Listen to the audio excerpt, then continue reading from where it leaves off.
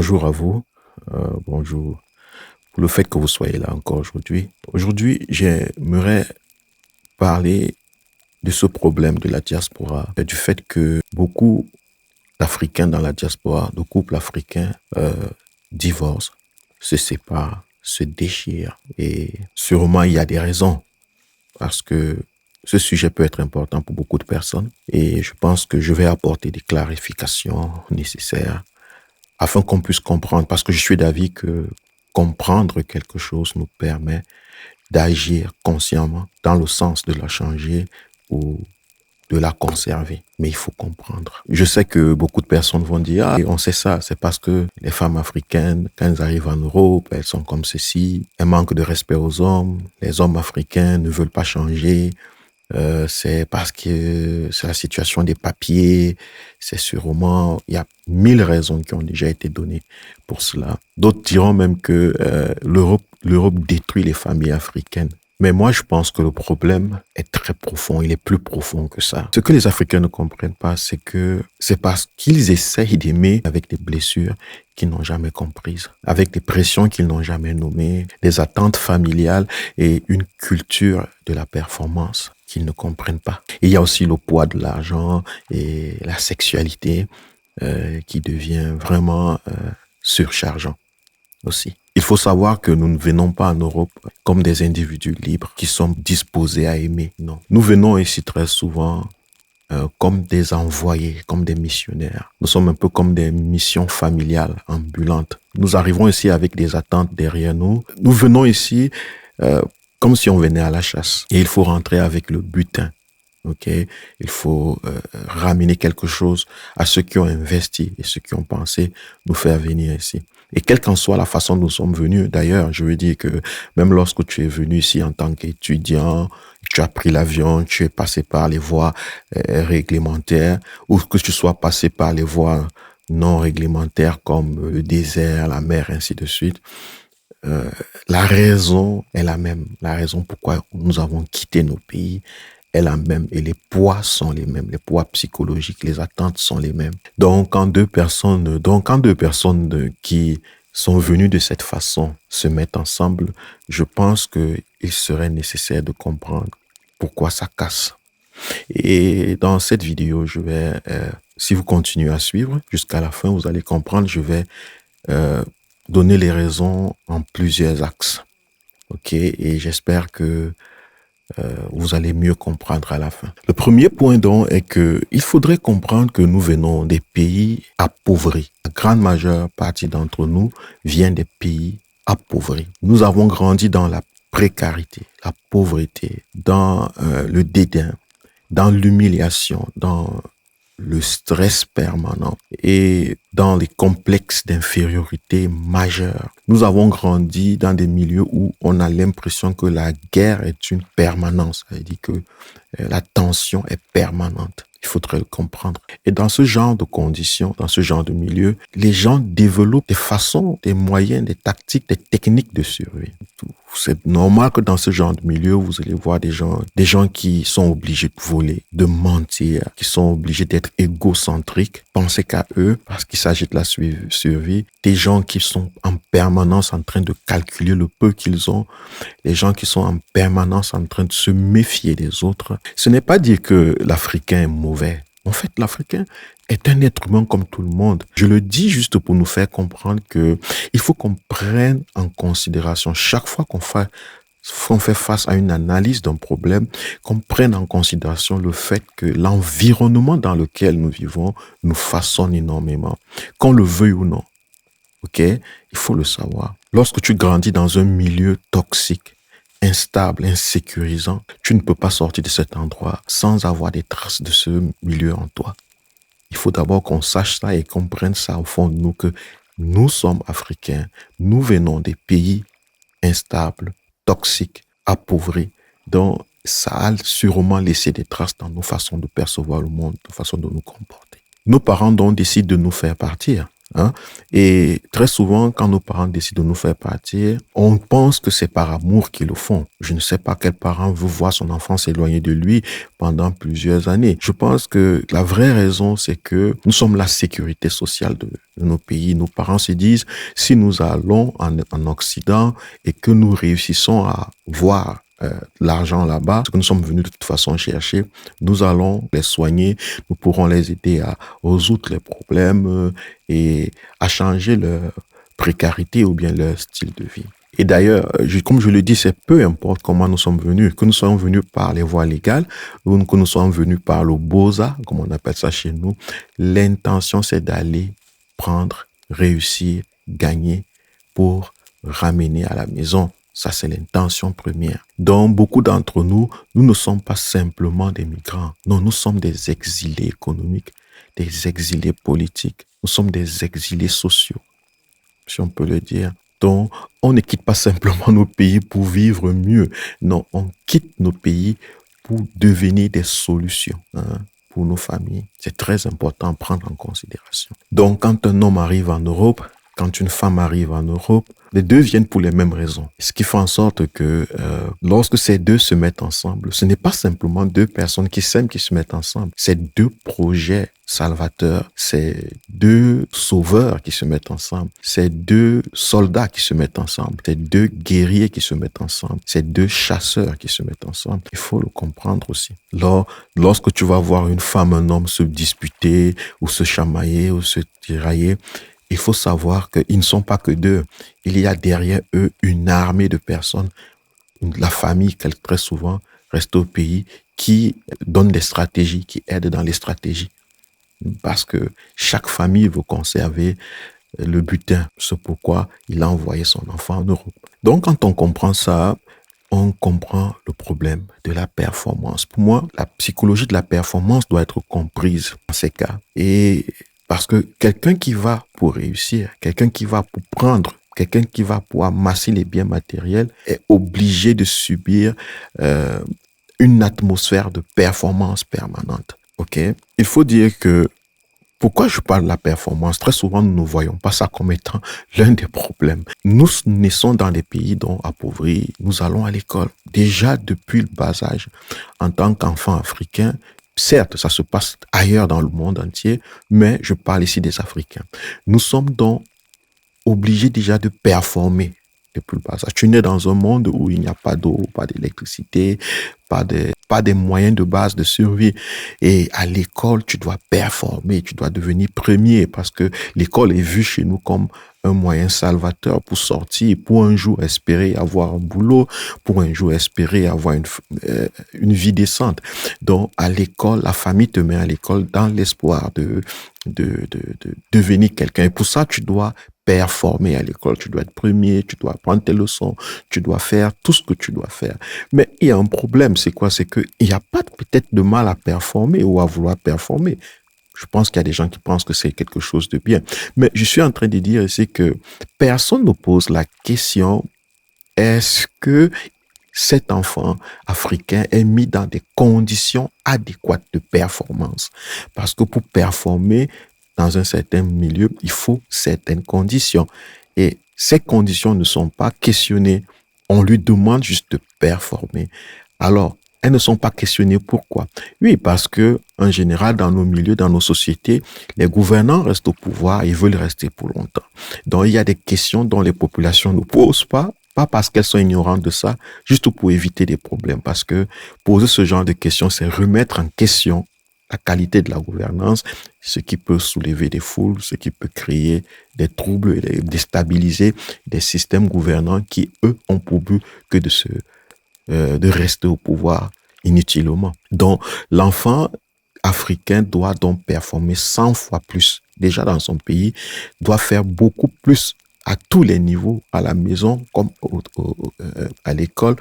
Il vit dans un milieu où on lui demande la performance, mais on ne lui donne pas les conditions de la performance. Maintenant, ce sont ces Africains, ces jeunes Africains qui arrivent en Europe dans un monde où la performance est de mise encore, parce que le monde capitaliste dans lequel nous vivons demande de la performance. Et une performance qui est systématisée, qui est systémique même à la limite. Ça veut dire que ici, tu dois faire tellement. Et ce pauvre Africain arrive donc ici et il doit pas seulement performer dans la vie de tous les jours comme au travail, il devra d'abord performer aussi psychologiquement. Ça veut dire que le milieu dans lequel il vient lui exige d'autres aspects de la performance. Au Cameroun, très souvent, ou bien au pays en Afrique, excusez-moi de dire Cameroun parce que c'était mon pays, vous voyez, mais au Cameroun, en Afrique, en général, tu devrais performer simplement au côté matériel, à l'école, je sais pas quoi et tout, la langue, tu la comprenais facilement, le milieu, les comportements des gens, c'était compris, ça allait. Mais ici, ça s'ajoute comme un environnement de performance. C'est-à-dire que ici, en Europe, l'Africain doit apprendre la langue, il doit performer, il doit faire tellement d'efforts pour apprendre la langue, pour apprendre les habitudes, la culture des gens, s'intégrer, pour être accepté, pour plaire, pour pouvoir avoir une condition quelconque, je sais même pas quoi, d'acceptation s'il est venu comme asylant ou comme étudiant, il doit performer 10 fois plus. Pourquoi? Parce qu'ici, il trouve une société qui a déjà développé, qui a mis les moyens de la performance, qui a donné les moyens de la performance à ses populations. Lui, il vient des endroits où la performance, les moyens n'ont pas été donnés. Donc, il a un retard dans la performance, dans la capacité de performer. Donc, il doit faire 10 fois plus pour essayer, 20 fois, 30 fois, 100 fois plus pour essayer de rattraper les autres. C'est souvent là déjà un aspect. Et deuxièmement, même au niveau du travail, la majeure partie des Africains n'ont jamais travaillé. Ça veut dire qu'ils n'ont jamais eu à faire des fiches de travail, donc des heures de travail partagées en 3 dans la nuit, le matin, le jour. Donc, ça bouleverse aussi leur façon de vivre, leur monde intérieur. Donc, l'Africain est bouleversé, il doit performer, il doit se lever très tôt le matin dans le froid, il doit se lever dans l'après-midi, il doit dormir le jour, travailler la nuit. Beaucoup de choses dans lesquelles son corps, son esprit, tout son être doit performer. Et performer 10 fois plus pour être accepté et pour pouvoir atteindre ses objectifs dans cette société. C'est ce qu'il faut comprendre. Et cet amas de stress, cet amas de souffrance émotionnelle, de souffrance physique, de souffrance mentale, du rejet des autres, la frustration, le racisme qui existe, parce que ça existe, le rejet, le racisme. Au boulot, par exemple, ce même Africain doit faire 10 fois plus que ce que les autres, de ses collègues font. Parce que dès qu'un Africain vient, l'Africain est vu comme quelqu'un qui est de toute façon physiquement fort. Donc, si l'Africain est fort, alors s'il y a des travaux difficiles à faire, c'est à lui qu'on les passe. Puis, il doit prouver qu'il est fort, n'est-ce pas? Il se vante qu'il est musclé, il est fort, il est dur.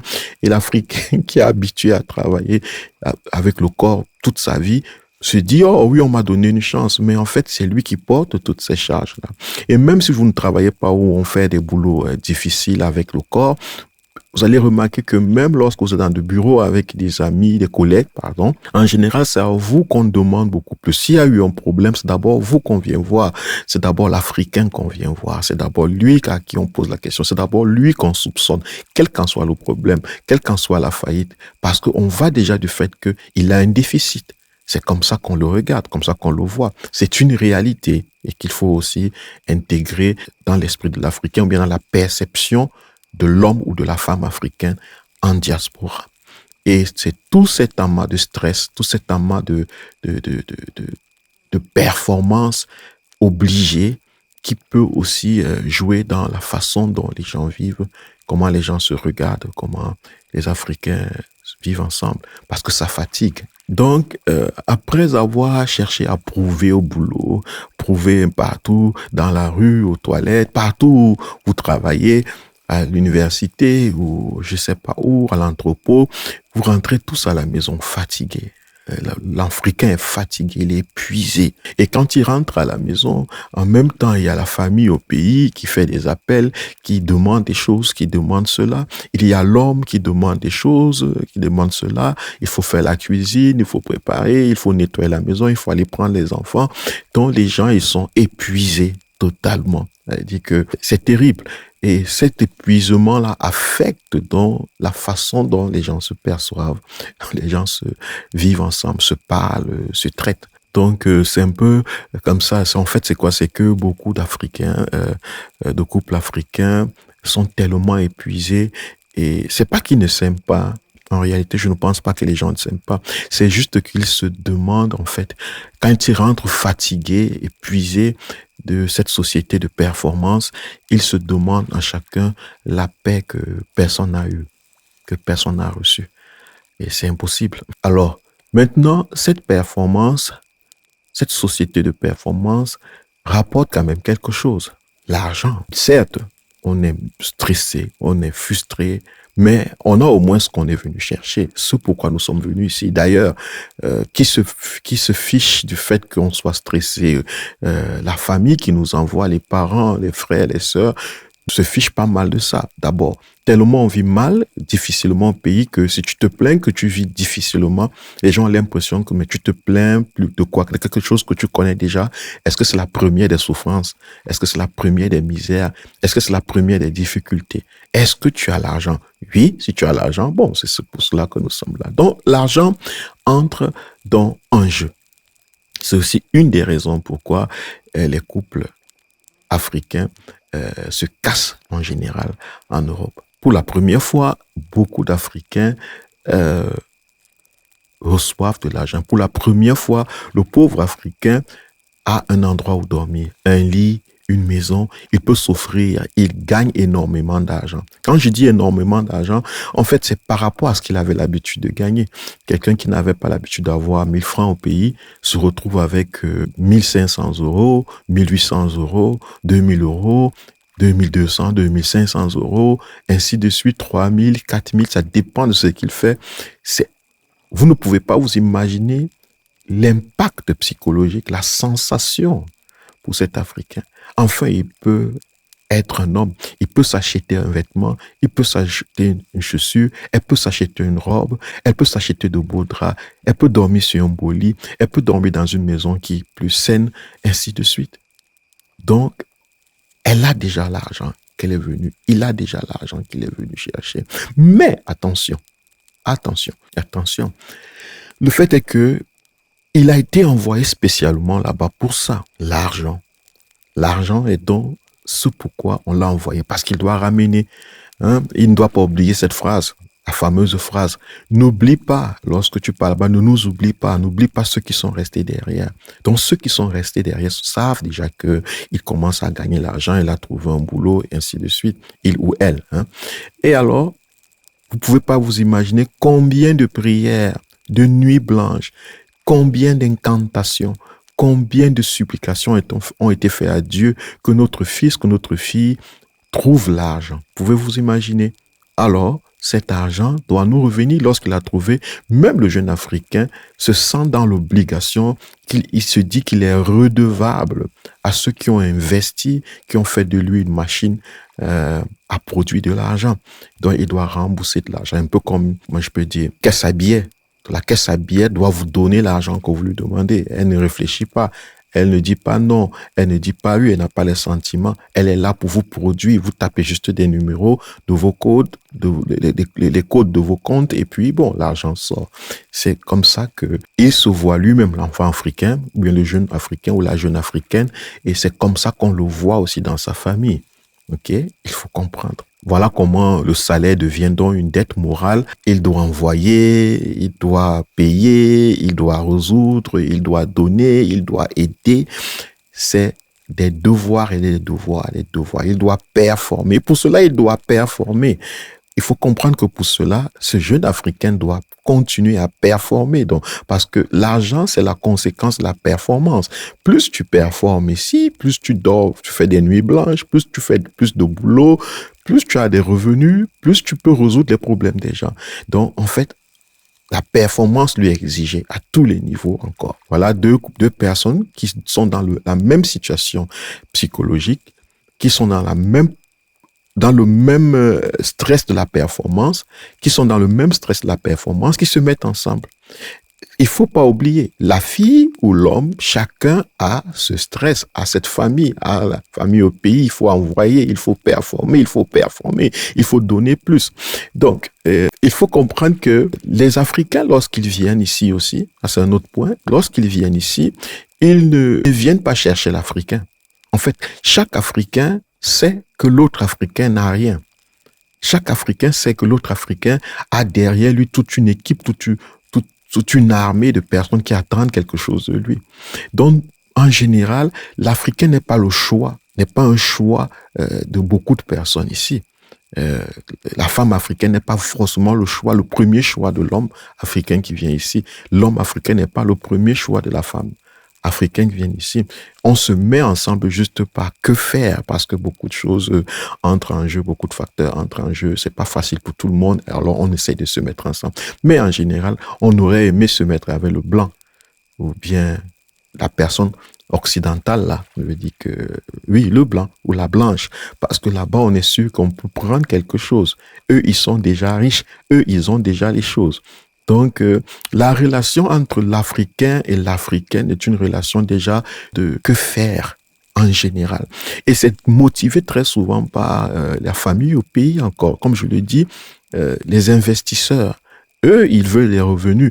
Et qu'est-ce qu'ils font donc? Parfois, ils vous motivent, on vous donne des phrases comme « Ne te mets pas avec les Africains, ne va pas chercher un homme noir là-bas, un Africain. Les Africains sont mauvais, ils sont pas bons, ils n'ont rien, ils sont pauvres. Ne va pas chercher une femme africaine. Tu fais quoi avec les filles noires là, mon frère? Elles ne sont rien, mon frère. Prends-toi une fille ouate, prends-toi le chaos, l'autre une fille, femme blanche, ainsi de suite. » Vous voyez? Donc, en général, à 90%, même à l'intérieur de l'Africain, même lorsqu'ils sont ensemble, ils se voient comme des erreurs, ils se voient comme ceux qui ne sont pas supposés être ensemble. Donc, qu'est-ce qui se passe donc? Puisqu'ils savent d'où ils viennent, ils savent tous la demande, ils savent tous la pression et la performance, ils sont fatigués de tout ça. Qu'est-ce qu'ils font? Ils vivent une relation de surveillance. On veut contrôler ou pas l'argent, qui tu envoies à qui, pourquoi tu envoies là-bas, pourquoi tu n'envoies pas. Et ça énerve l'autre parce que l'autre a la pression. L'autre se dit, mais si je n'envoie pas, je ne vais pas remplir ma mission. Donc, on essaye de tout faire pour avoir l'argent. Et parfois même, on prend l'argent même de son partenaire qui n'a pas, parce qu'on vit avec lui de toute façon, en cachette, on vole, on détourne pour envoyer à la famille. Ça crée énormément de stress, énormément de problèmes dans les couples. Vous voyez un peu, ben, c'est d'abord déjà une raison. Il faut comprendre cette affaire des finances là. C'est énorme. Avant, la femme n'avait pas d'argent. L'homme avait un peu d'argent au Cameroun, par exemple. Tu sors avec une femme, vous avez une femme. Bon, tu as un peu d'argent, tu peux te prendre une femme, elle compte sur toi. Mais en Europe, la femme aussi a de l'argent. Donc, ce qui fait en sorte que ça vient ajouter au problème des relations. Parce que maintenant qu'on a de l'argent, pourquoi on doit être ensemble? Puisqu'on est là pour résoudre certains problèmes, on est là pour réaliser une certaine vie. Je ne suis plus obligé d'être avec toi, je ne suis plus obligé de dépendre de toi. Donc, je ressens le pouvoir de l'argent, le pouvoir de décider. Et ce pouvoir de décider est en fait là le problème. C'est ça qu'apporte l'argent, le pouvoir de décider. Mais est-ce que nous avons été habitués à décider? Est-ce que nous avons été habitués à traiter avec le pouvoir? Pas du tout. Donc, en général, le pouvoir prend le dessus sur nous et il nous manipule. Il nous balance. Voilà pourquoi vous allez voir. On va calculer, on va chercher à garder l'argent, on va chercher à prendre l'argent des enfants, on va faire beaucoup d'enfants pour prendre l'argent des allocations familiales. Et au pire des cas, même très souvent, on se sépare parce qu'on se dit, bon, de toute façon, j'aurai beaucoup plus d'argent si je me sépare de mon partenaire. D'abord, de celui que je ne voulais même pas avoir, le pauvre aussi, ou la pauvre aussi. Donc, on se sépare, on se crée des problèmes. Tout sera à moi tout seul. J'aurai la maison si à moi tout seul. J'aurai l'argent des enfants à moi tout seul. Et c'est comme ça que j'aurai une vie où je pourrai maintenant sûrement réaliser les missions de mes investisseurs, donc, qui sont restés au Cameroun ou en Afrique. Excusez-moi de toujours dire Cameroun, c'est parce que c'est là-bas que je viens. Donc, c'est en fait ça. Donc, en diaspora, l'argent n'est pas juste un moyen de vivre, mais l'argent aussi, c'est ce qui prouve que le départ avait un sens. C'est-à-dire que quand tu as l'argent, tu peux te dire, oui, j'ai bien fait le choix de partir. Ok. Et dès que l'argent donc entre dans le couple, très souvent, c'est la cassure, c'est la déchirure parce que c'est deux pauvres qui n'ont jamais eu l'argent, qui ne savent pas comment gérer, traiter avec le pouvoir qu'apporte l'argent. Mais il y a un dernier point très, très important, une raison pourquoi les couples africains se détruisent ou se déchirent, se cassent très souvent en diaspora, il a quelque chose de similaire avec tout.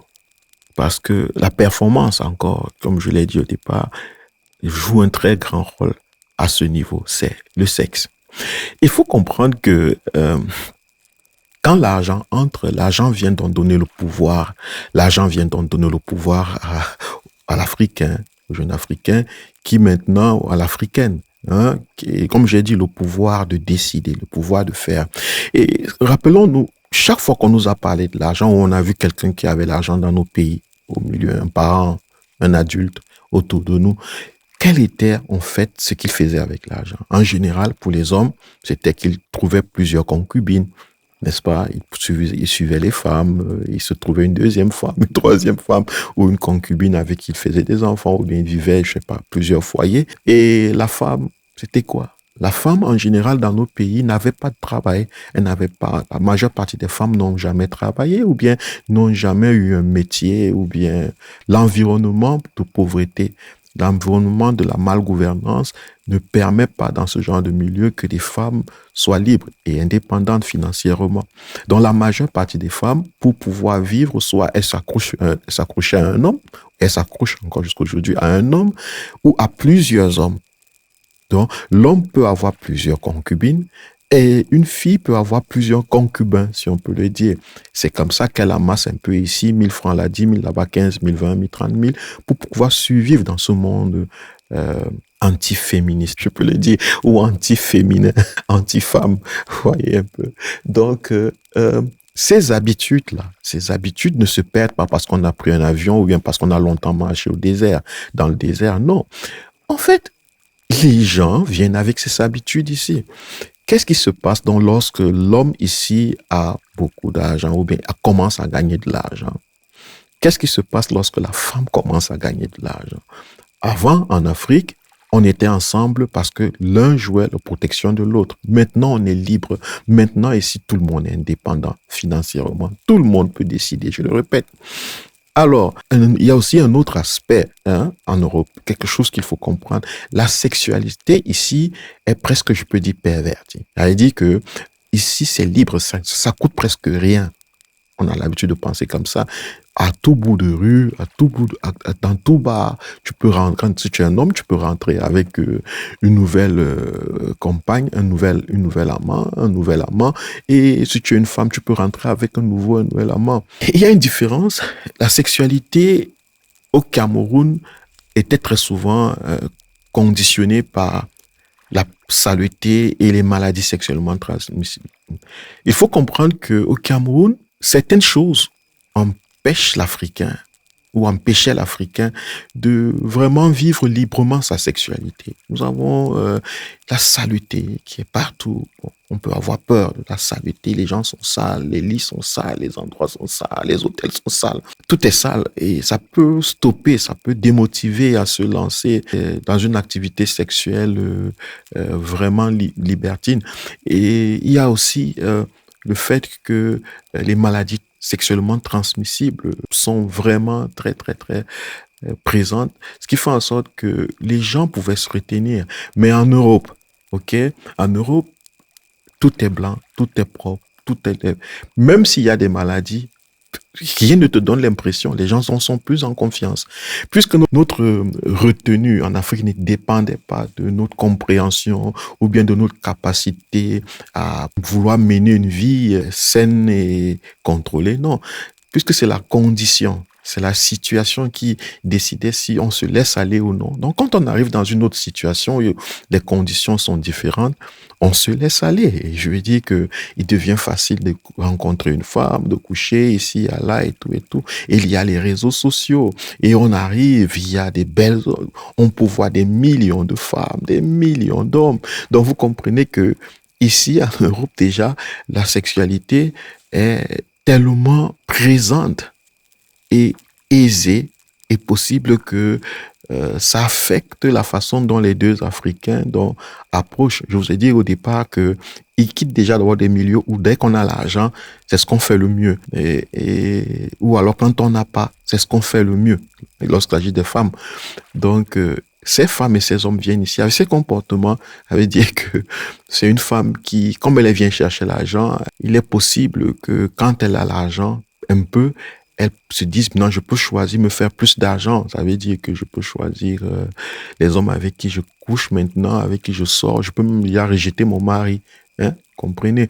C'est la même chose avec l'homme. Dès qu'il a l'argent, il peut se dire, bon, je peux aller prendre une deuxième femme au pays, je peux me trouver un deuxième bureau ici, je peux aller coucher avec qui je veux, ainsi de suite. Ça, c'est un aspect très important qu'il faut prendre en compte lorsqu'on veut comprendre la sexualité dans les couples africains et l'impact de cette sexualité dans la dégradation de leur relation sentimentale ou bien de leur couple. L'autre aspect, c'est aussi que maintenant que l'argent est là, la sexualité, je n'ai plus besoin de toi. J'ai de l'argent, je suis une femme, j'ai l'argent. Toi, l'homme, tu dis que tu as l'argent. Personne n'a vraiment plus besoin de l'autre. Hein? En Afrique, on avait besoin l'un de l'autre parce que on conteste l'un pour vivre sur l'autre ou bien sous l'autre. Hein? Et ça nous aidait. Mais ici, personne n'a plus vraiment besoin de l'autre. Quelle est la raison pourquoi les gens doivent être ensemble? Pourquoi les gens devraient rester ensemble? C'est la question qui taraude l'esprit de beaucoup de femmes africaines, de beaucoup d'hommes africains. C'est pour ça que vous voyez dans les réseaux sociaux, les gens se disent, mais ça sert à quoi d'être avec un homme? Ça ne sert à rien, c'est juste des problèmes. Ça sert à quoi d'être une femme? C'est juste des problèmes. Et il faut constater que lorsqu'on n'a plus de raison financière d'être ensemble, la majeure partie des gens demandent à l'autre que la seule raison qui nous fait rester ensemble ici, c'est le sexe. Je veux dire que ici, c'est le sexe. C'est parce que j'ai besoin de sexe, parce que c'est un besoin naturel que je veux rester avec toi. Ce n'est pas parce que je t'aime, mais c'est parce que j'ai besoin du sexe. Et en passant, je peux avoir le sexe partout. Donc, mais comme je t'ai choisi, toi, la pauvre femme noire, comme je t'ai choisi, toi, le pauvre africain, quand même, tu n'as pas l'argent peut-être, mais il faut donc me prouver, il faut performer quelque part. Donne-moi une raison de rester. Ça veut dire que vas-y, couche avec moi, donne-moi du plaisir sexuel permanemment. Donc là-bas encore, la femme africaine doit performer. Elle performe dans le travail, elle performe dans la vie, dans la société, elle performe au lit, elle doit performer. L'homme, il doit performer au boulot, il doit performer dans la société. En Afrique, il doit performer encore au lit. Sinon, pourquoi je dois rester avec toi? Donc, vas-y donc, pourquoi est-ce que je devrais encore rester avec toi? Donc, tu dois performer là-bas, puisque de toute façon, c'est même pas toi qui étais mon choix. Et si tu ne performes pas, je suis libre, je peux aller trouver quelqu'un qui performe, je peux financer la performance de quelqu'un d'autre, je peux me trouver aisément n'importe qui. Voilà pourquoi beaucoup de gens se cassent. La femme, c'est, de toute façon, je peux me séparer de toi et j'ai beaucoup plus d'argent, j'ai beaucoup plus d'espace, beaucoup plus de paix. Et en plus, je peux trouver quelqu'un qui performe. Plus que toi. La même chose pour l'homme, n'est-ce pas? Un autre point, c'est quoi? C'est que, il faut dire quelque chose de simple, c'est que on travaille beaucoup. Les Africains doivent travailler 10 fois plus, 20 fois plus que les autres peuples ou bien les autres races ici en Europe.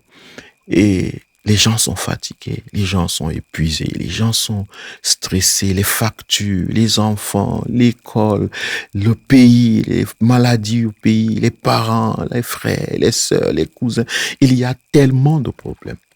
Et le sexe a quelque chose de fabuleux, c'est que le sexe, en fait, te fait oublier. Pendant l'acte sexuel, tu oublies tes problèmes. Donc, les deux qui se mettent ensemble, très souvent, on veut veulent faire l'acte sexuel le plus longtemps possible, le plus le nombre le plus élevé possible, 2 fois par jour, 2 fois la semaine, 3 fois.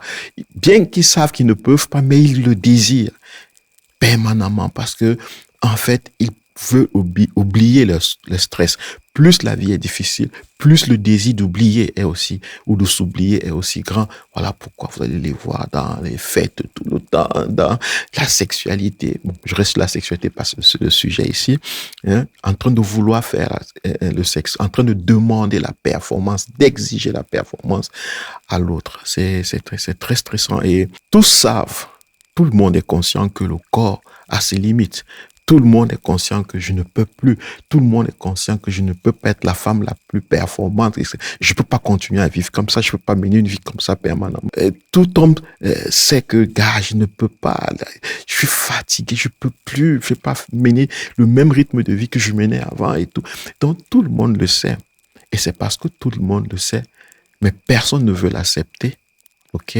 Qu'est-ce qui se passe? Parce que conditionné par la performance, on commence à chercher soit quelqu'un qui peut performer dehors, soit dans les couples, on commence à avoir des idées comme prendre des médicaments, boire des substances potentiellement potentes, si on peut le dire, ou alors on commence à s'offrir des objets en silicone, des objets sexuels en silicone, ainsi de suite, pour pouvoir avoir toujours quelque chose qui performe. Ça veut dire qu'avec le silicone, avec l'objet en silicone, on n'a jamais un homme fatigué, on n'a jamais une femme fatiguée, on n'est jamais soi-même fatigué si on prend des remontants. Le corps est en train de se casser, mais on ne sent pas. Hein, ok?